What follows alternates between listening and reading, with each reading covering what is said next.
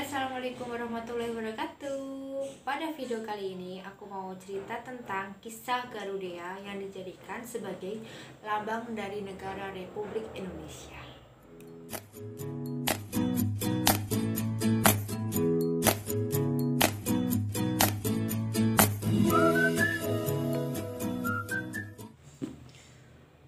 Setelah kemerdekaan tahun 1945 sampai 1950, bangsa Indonesia itu tidak punya simbol negara.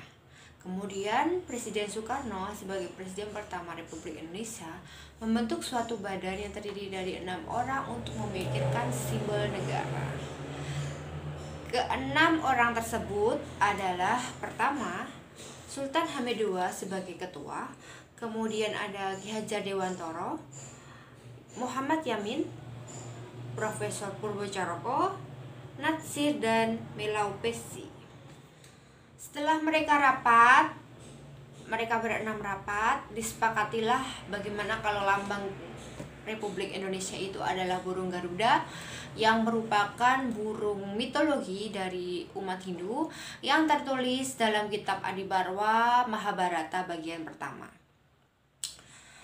Cerita Garuda yang kemudian dinamakan Garuda itu juga terdapat di dalam relief beberapa candi di Jawa Timur, salah satunya relief di Candi Ceto, Candi Sukuh, kemudian Candi Penataran, Prambanan, dan Candi Kidau.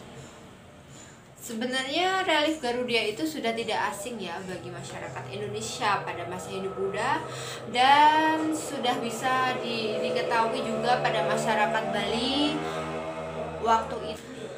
Garuda itu juga bisa dilihat kalau sekarang itu di Garuda Wisnu Kencana, yang Wisnu naik Garuda.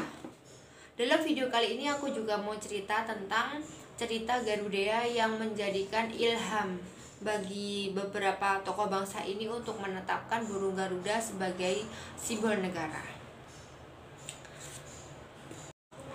Dahulu kala, waktu para dewa dan para raksasa sedang melakukan pengadukan Samudra Mantana, ada dua wanita yang bernama Kadru dan Winata yang merupakan istri dari Begawan Kasyapa.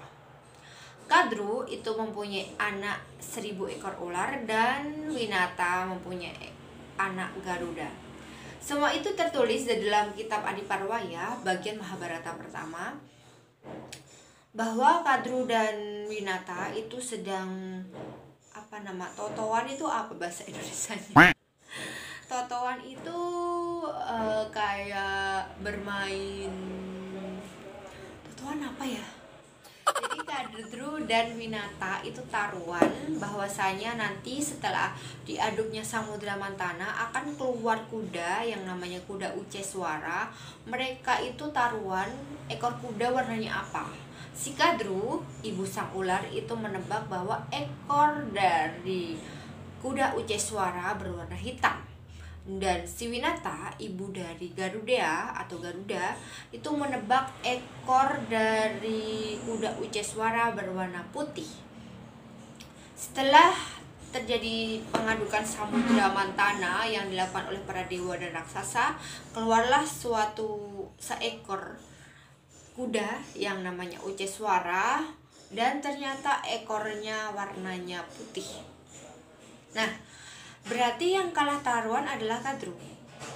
Padahal Kadru yang menebak ekor Uceswara warnanya hitam. Tetapi yang tahu duluan itu adalah Kadru juga. Akhirnya dia menyuruh anaknya si ular untuk menyebul apa? Meniup ekor si Uceswara menjadi hitam.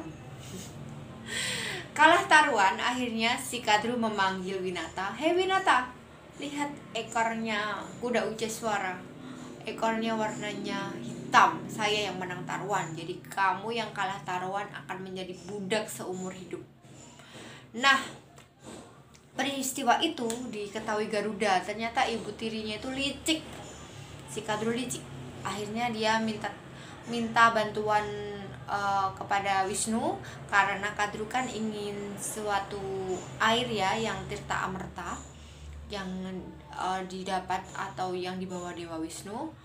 Akhirnya Garuda menebus penjajahan ibunya itu dengan air Tirta Amerta.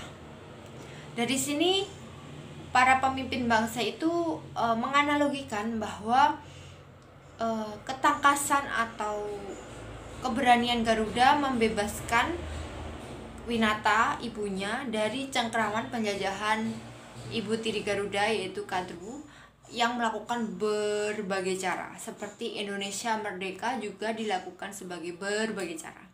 Nah, itu dia ceritanya kenapa yang dijadikan lambang negara itu adalah burung Garuda, bukan burung perkutut atau burung cucak rawa, tetapi burung mitologinya orang Hindu. Nah, yang mendesain lambang burung Garuda itu Sultan Hamid II sebagai ketuanya tadi ya. Kemudian setelah Sultan Hamid II membuat suatu sketsa lambang, kemudian disempurnakan lagi oleh ahli gambar dari istana, kemudian disetujuilah bahwa Garuda sebagai lambang negara yang mencengkeram Bhinneka Tunggal Ika, semboyan negara Republik Indonesia. Oke, semoga bermanfaat. Wassalamualaikum warahmatullahi wabarakatuh.